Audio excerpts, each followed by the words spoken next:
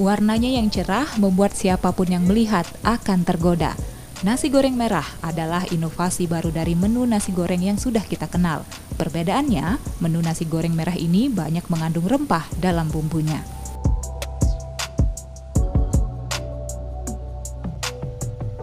Rempah yang digunakan antara lain bawang merah, bawang putih, jahe, cengkeh, kayu manis, hingga kecap dan saus tomat. Cara pembuatannya pun cukup mudah. Ragam bahan rempah dihaluskan terlebih dahulu.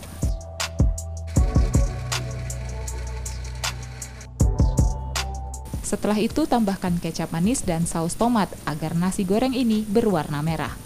Selanjutnya, tumis bumbu rempah yang telah dihaluskan tersebut. Lalu masukkan nasi putih, kemudian aduk hingga merata. Terakhir, tambahkan sedikit potongan daun bawang.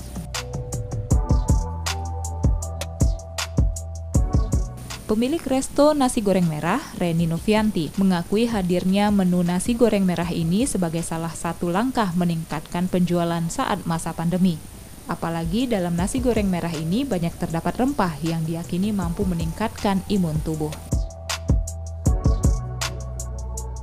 Nasi goreng merah di sini kita kasih nama nasi goreng merah rempah karena emang banyak kandungan rempah-rempah pilihan. Dan kita untuk masa pandemi sekarang ini saya rasa rempah-rempah sangat bermanfaat juga untuk kesehatan kita.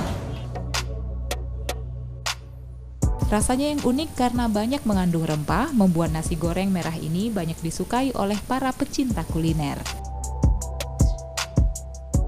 Ya, warnanya juga bagus dilihat. Yang pertama itu bumbunya itu terasa banget rempah-rempahnya. Dalam sehari, Reni bisa menjual hingga 50 porsi nasi goreng merah dengan harga Rp18.000 per porsinya. Nur Muhammad Jali, Kompas TV, Palembang.